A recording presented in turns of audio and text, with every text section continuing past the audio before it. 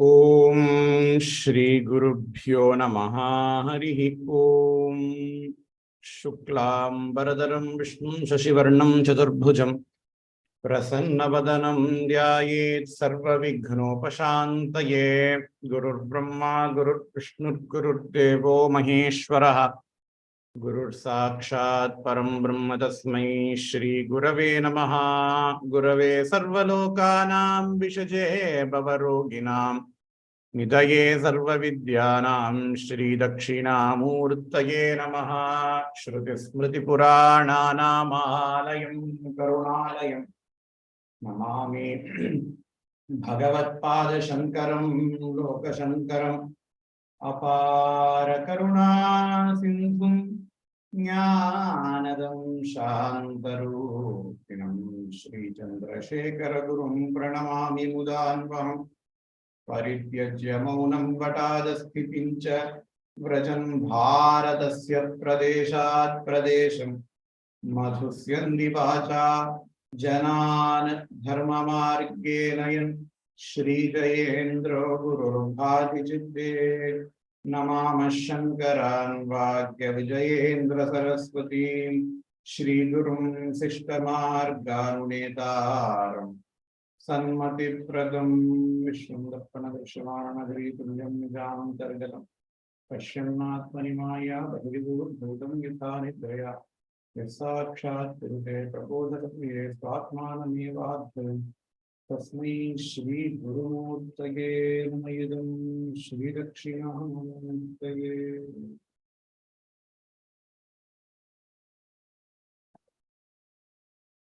So in today's Viveka Chudamani session, we are continuing to see the cycle of samsara. So what is the cycle of samsara? Punarapi jananam, punarapi maranam, punarapi janani, jatare shayanam. We are born again, we are dying again. We are born again, we are dying again. That is the cycle of samsara. And Acharya says, this is caused by another cycle. What is the another cycle? Selfish desires, selfish actions, and vasanas. Selfish desires is called as raga. And normally raga is counted along with dvesha as well. So raga dvesha. And then selfish actions, karma. Then the selfish desires will lead to selfish actions. Selfish actions will again lead to vasanas. Vasanas are those latent memories in our mind which gets transferred from one janma to another janma. So this is called as vasana. And then because of vasana, what is going to happen? Vasanas will again bring you selfish desires. So this cycle of desire, action, vasana,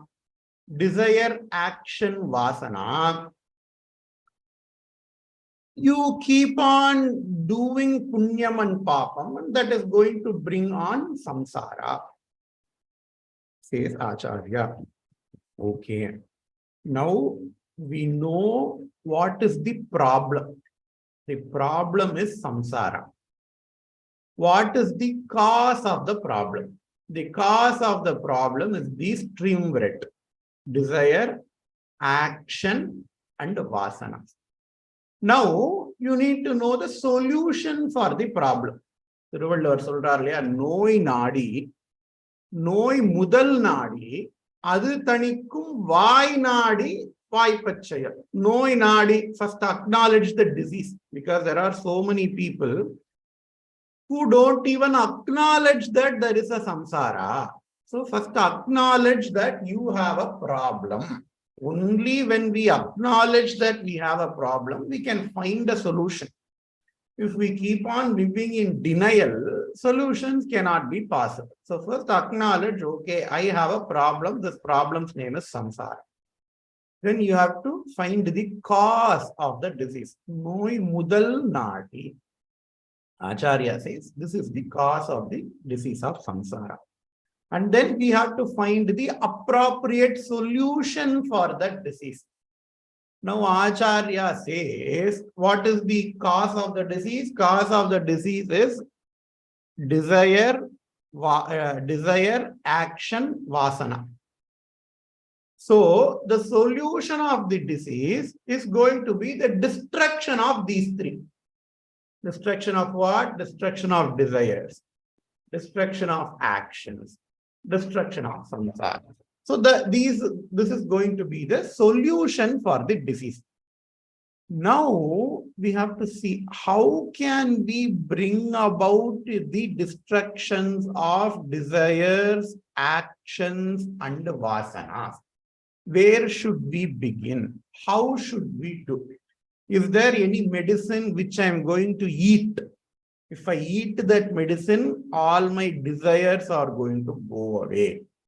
Is there any medicine? Unfortunately, no. All these desires, actions, vasanas, they all are related to the Sukshma Sharira, not the Sthula Sharira. Sthula Sharira is the physical body. Sukshma Sharira is the mind complex. Mano, Buddhi, Ahankaram, Chittam. These four together constitute the Sukshma Sharira.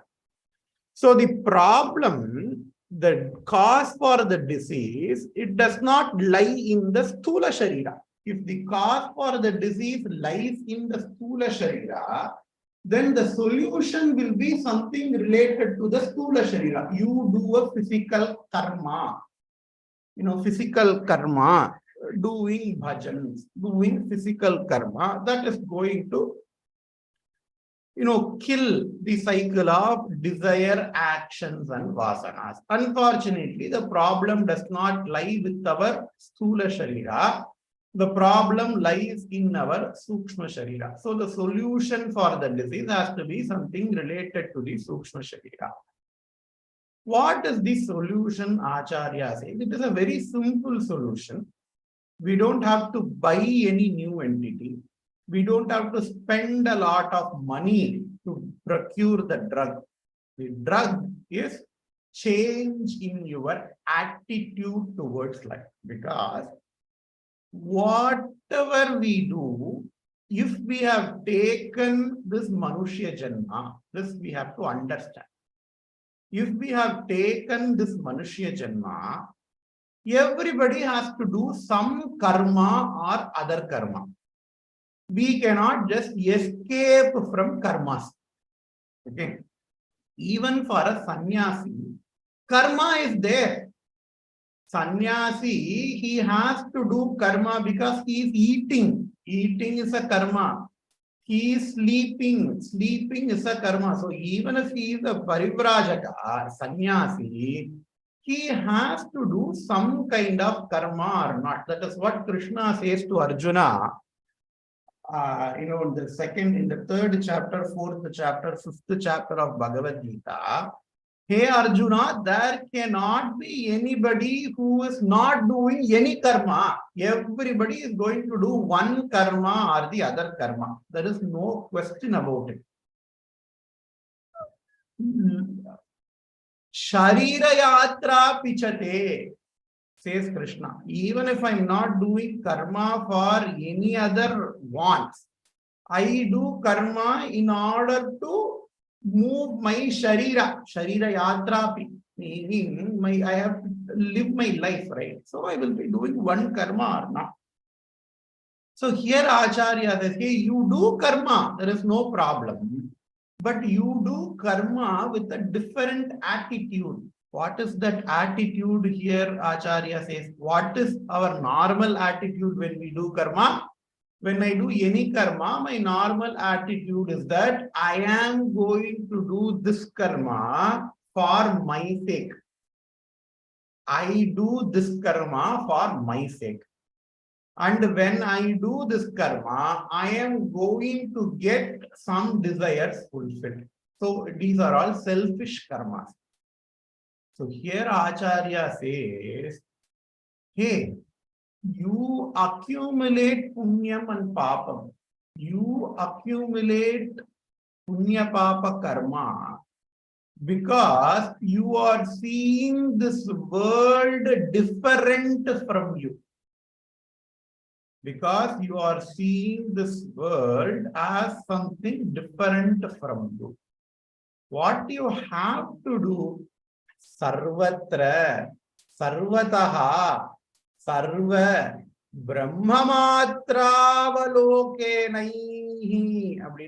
Sarvatra, sarvataha, sarva, brahmamatra avalokanaihi. That is the only way to escape from samsara while doing karma. What is the meaning of this phrase? Sarvatra, sarvataha, sarva, brahma, matra, avalokanai. Just like how if you go into a jewelry shop, whatever you see, it is going to be gold. Just like how you go into a jewelry shop, whatever see, it is going to be one form or the other form of gold. The gold prices have fallen down. I want to make an investment. So I go to a jewelry shop. I really do not care what is the design, what is this, what is that. Because anyhow, the jewelry that I'm going to buy, I am not going to wear it. I'm going to keep it in the locker for safety's sake. And I really buy jewelry for some security. So whatever I see, it is just one form or the other form of gold. And we know the relationship between gold and the jewelry. What is the relationship? Karya Karana Bhavaha. Gold is the Karanam, jewels are the Karyam. In the same way, Brahman is the Karanam for the universe. This Jagat is the Karyam for the universe. Brahman is the Karanam for the universe. This Jagat is the Karyam for the universe. So you think, you change your attitude towards this world.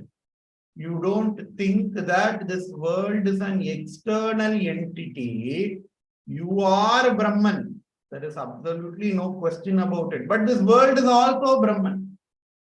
The first statement, we don't have any problem in accepting. I am Brahman, Aham Brahmasmi. We can do thousands and thousands of japa. Aham Brahmasmi, Aham Brahmasmi, Aham Brahmasmi, Aham Brahmasmi.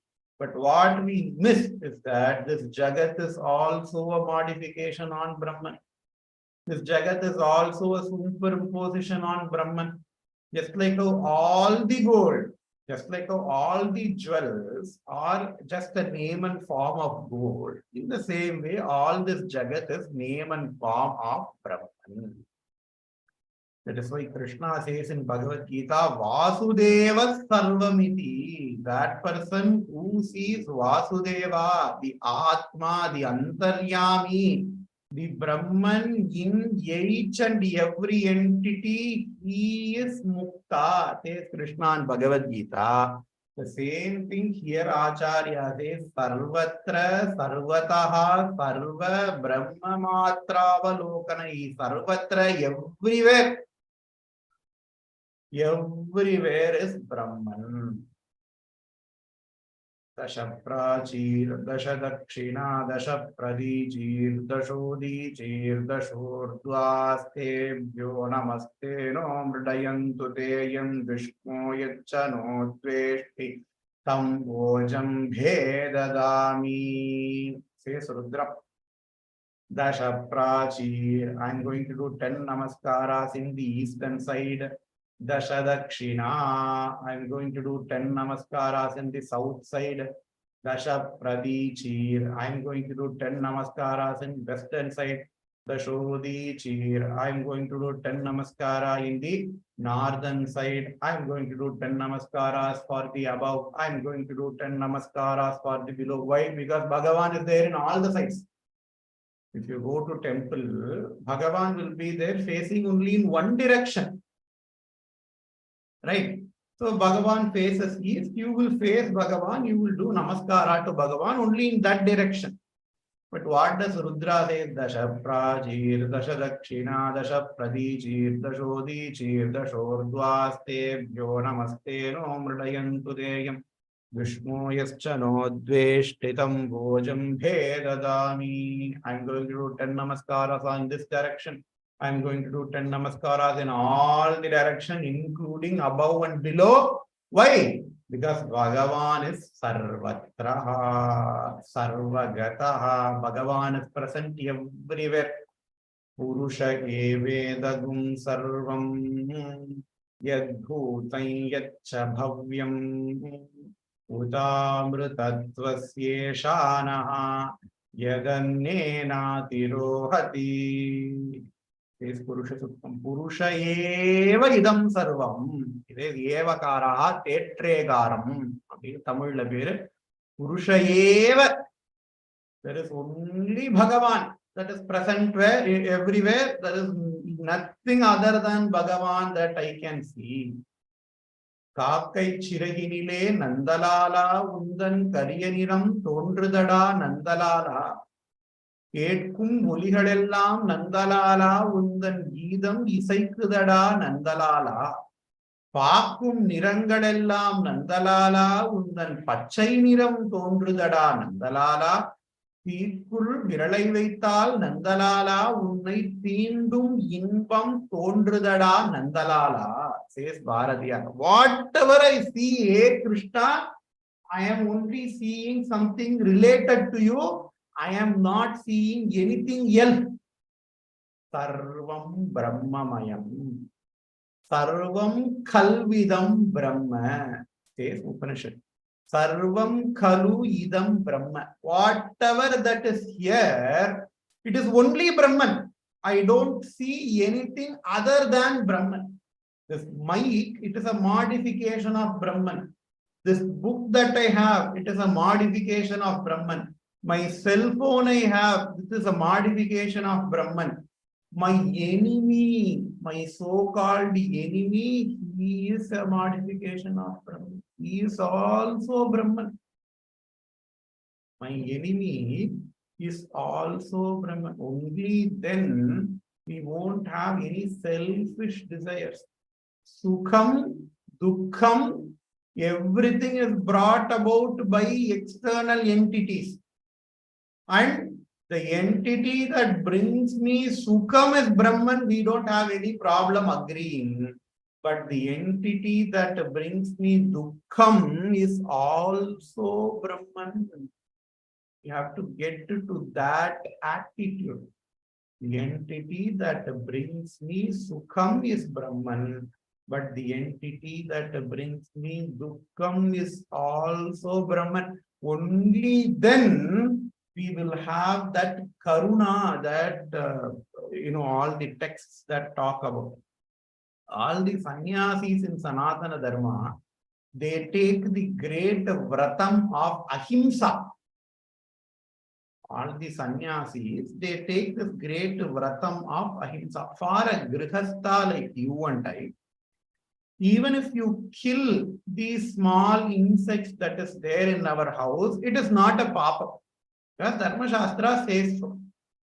If you are killing a snake which is coming to bite you, if you are killing a mosquito which is coming to bite you, you can kill those.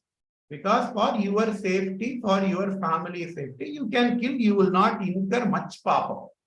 There will be some papam there, but then you can do prayashchitam in order to get rid of those papam. Sanatana Dharma, our Dharma Shastra agrees, except for sannyasis. Sannyasis, even if something is coming to bite them, they cannot kill those. Why? Because for them, their body is also Brahman. The other entity which is coming to bite them, that is also Brahman. How can they see partiality between their body and the other entity? For them, they are present in equal status. For us, our body is us. I have that ahankara in my body, that I have this affinity. I identify with my body. So for us, body is somewhere very, very high, and all the other organisms are somewhere very, very low.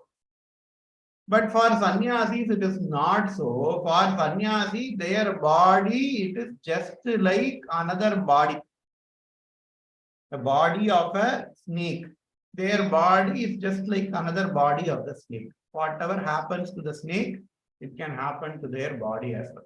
Just like how we have different organs for them, because they are Brahmi Bhutas, their body is very similar to other external entity, just like this mic, book, cell phone I have, just like that the dog that goes in my street. Their body is their body enjoys the same status.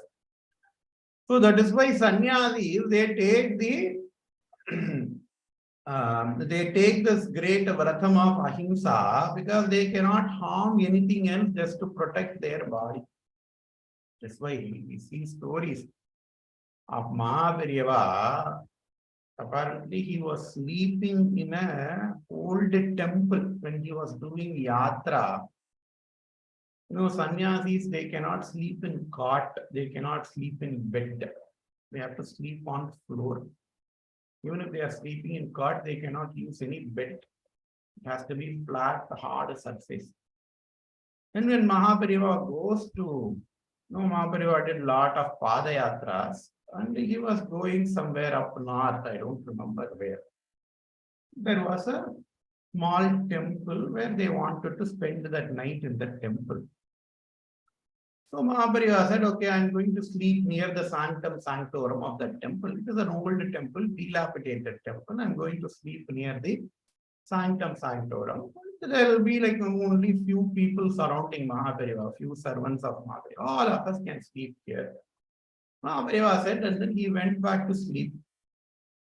All these servants, they could not sleep. Why? Because it had small bugs, that bed bugs of the bed bugs and ants. It is an old dilapidated temple. Nobody is taking care. So it has got a lot of these small insects which started biting them. And all these people, they just cannot sleep. So they one by one people started to go out of the temple. And then they were sleeping somewhere else nearby, but they are not sleeping in the same place. Next day, Mahaparivara wakes up. I think Balu Mama, one of the servants of Mahaparivara, was there. And then he asked Balu Mama, who is now a Videha Mukta, who got sannyasa, and then he is now a Videha Mukta. He said, okay, did you sleep properly? Balu Mama said, no, Pariva, we cannot sleep. Because we have been bitten by lots of bed bugs, so we could not even sleep there even for half an hour. So one by one we started going out. How did you sleep, Piriva, whether bed bugs did not bite you or not? So Mahavirava just removed his Uttariyam, the clothes, and then he showed his skin to Balamama, where he can actually see the entire skin is covered with the bed bug bites. And when bed bug bites, you have the small inflammation, right?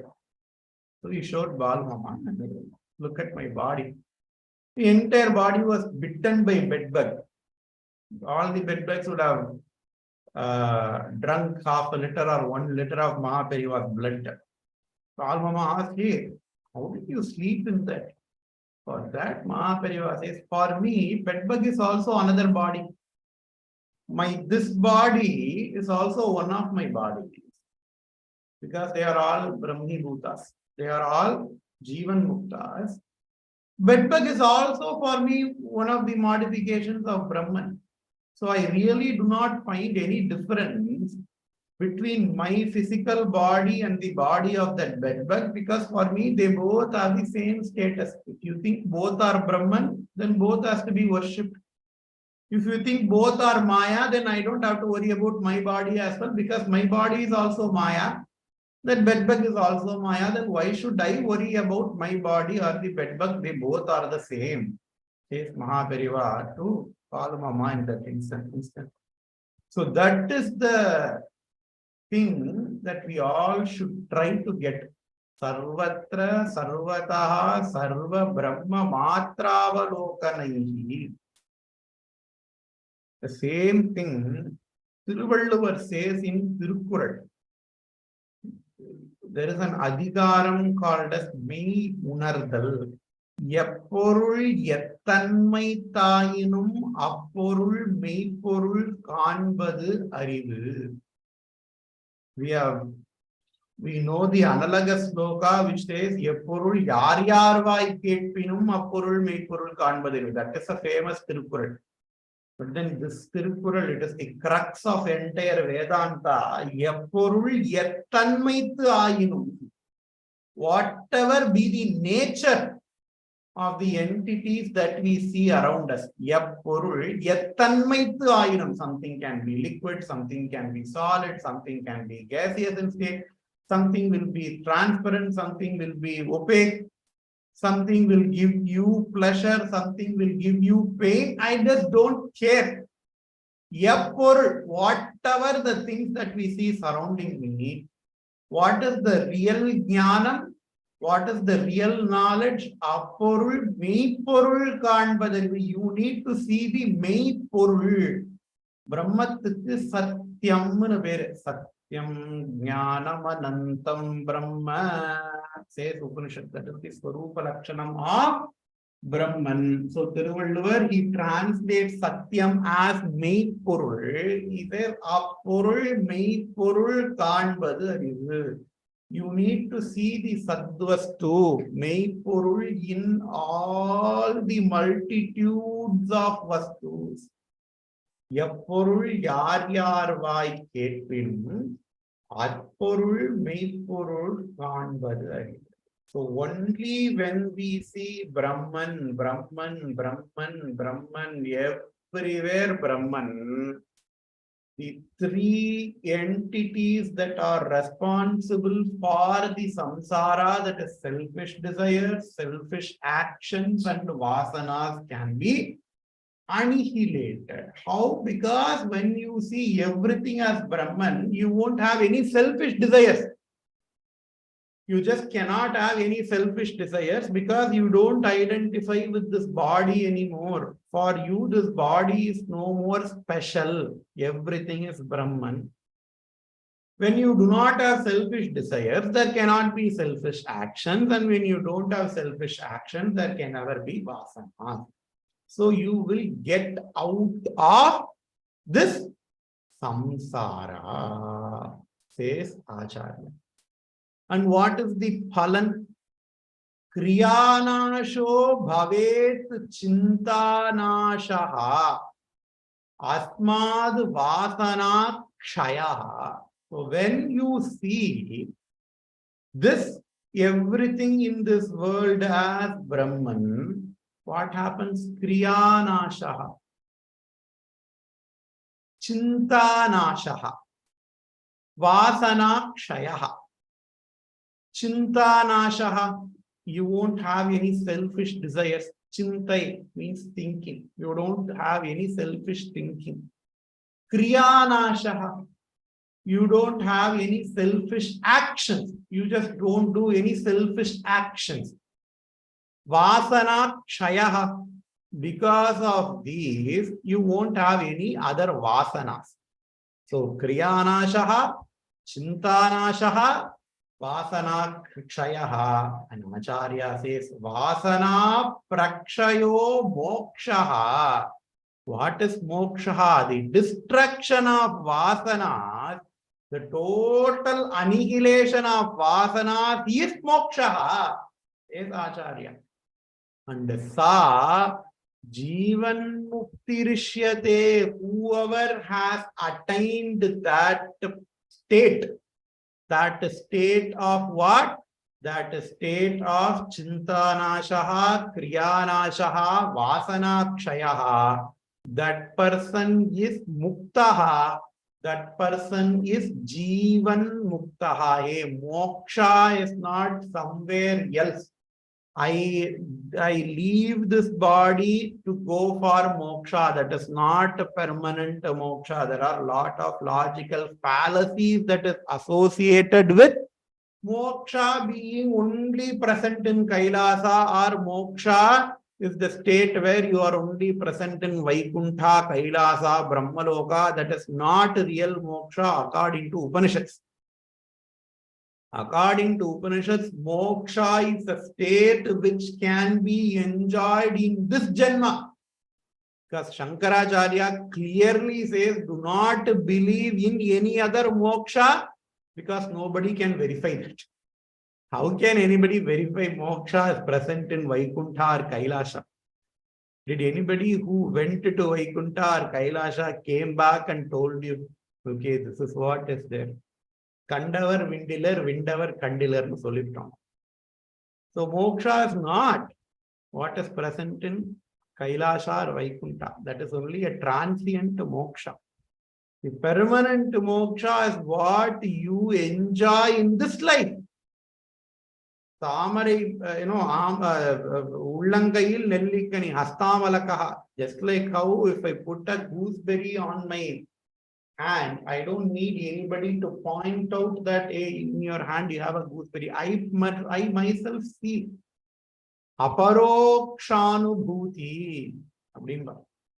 I don't need anybody else to show me that, okay, I hereby declare so and so has passed this many courses in Vedanta. They have completed 10 Upanishads, so I grant them moksha. That certificate is not valid.